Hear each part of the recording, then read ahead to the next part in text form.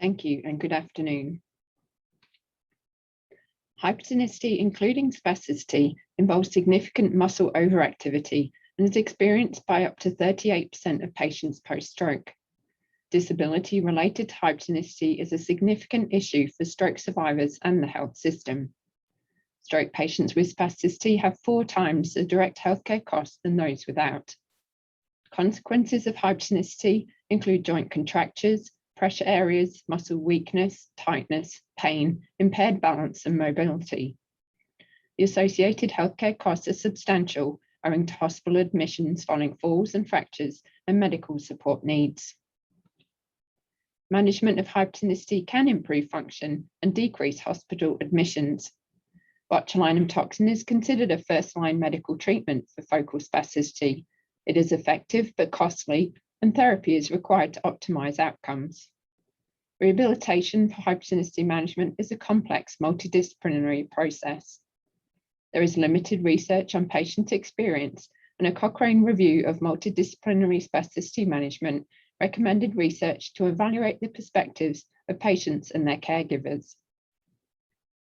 The Brain Injury Rehabilitation Service at Princess Alexandra Hospital in Queensland provides a statewide specialist multidisciplinary hypertonicity service available for people with disabling hypertonicity secondary to stroke, traumatic or acquired brain injury. An outline of the service model is presented here. The purpose of this study was to evaluate the multidisciplinary service model from the perspective of patients and their carers. The study aimed to explore users' experience and perceptions of the service, characterize their satisfaction with service delivery, and identify areas for improvement. We used focus groups for this qualitative study. Patients and their carers were eligible if they attended the service and had at least 1 assessment and 2 reviews following botulinum toxin injection. 3 focus groups were led by an experienced facilitator and co-facilitator, and audio recorded for transcription and analysis. 2 members of the study team independently coded the transcripts, discussed the coding to resolve differences, and progressed the analysis into a thematic framework. Moving on to the study findings. 8 patients and 4 carers attended focus groups, representing the experience of 8 episodes of care. 6 patients had a stroke on average 4.5 years ago and attended the service on average 9 times. Patients received on average 3 rounds of botulinum toxin injections for upper limb and lower limb hypertonicity. This framework outlines our preliminary findings. Just glance over these 4 descriptive themes because I'm now going to unpack some of the highlights from participants' views of the service. Theme 1, accessing the service. Initial access to the service was not straightforward. For example, if local doctors are underinformed about their patient's need and how a specialised service could help, you're lucky that you're here. This suggests that service access could be delayed instead of facilitated. Theme 2, evolving expectations. Patients had wide-ranging expectations before attending the service. For example, some just don't know what to expect. Others had very high expectations. Comments suggest expectations were underpinned by different levels of uncertainty. Patients' expectations evolved as they attended the service. This suggests that patients were on personal journeys of discovery during their attendance. Looking back on the service participation, patients and carers had mixed expectations. Some had remarkable improvement, some were disappointed it's not long-term, and struggled with the discipline of exercise. This suggests participants' outlook regarding rehab were influenced by different levels of hope. Theme 3, generating value. Patients found value in tailored service. They appreciated that staff were willing to change and it's flexible. And when goal setting is hard, appreciated therapist guidance to get the most amount of use. Comments suggest that a coordinated and integrated approach gave patients individualized care that was important to them. Patients valued their relationships within the team in treatment planning. Treatment involved teamwork. We put a bit of work in and you put a bit of work in. And coordinating services to Make the most of that period where the Botox is effective. Comments reflect patients developing a therapeutic alliance with agreed goals, treatment plans, and a connection with the service team. Theme 4, attaining patient outcomes. Patients developed awareness of the potential for hypertonicity management to facilitate achievement of their rehab goals. For some, the ability to perform tasks improved. For others, their ability to participate in their previous relationships and roles improved. It's like it's given him old friendships back again, due to changes in movement and appearance. Comments suggest that patient-centered goal setting facilitated rehab engagement and led to goal achievement.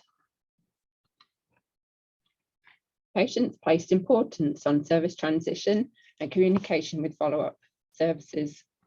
Patients were aware of the importance of follow-up therapy.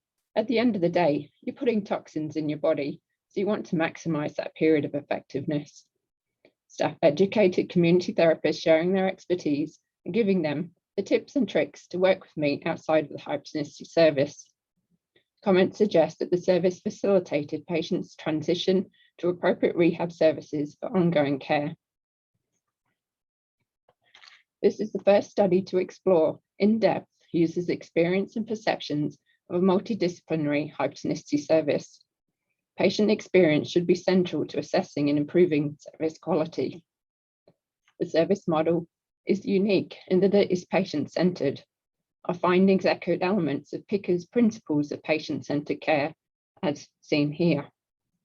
A recently published consensus framework for patient-centered spasticity management described the therapeutic alliance. Studies have shown that higher levels of alliance and patient engagement are associated with better health outcomes, and this was seen in participants' experiences and achievements. However, our findings suggest there are significant challenges to accessing this service and transition to other services. There seems to be a knowledge gap about hypertonicity following brain injury and the specialty services available.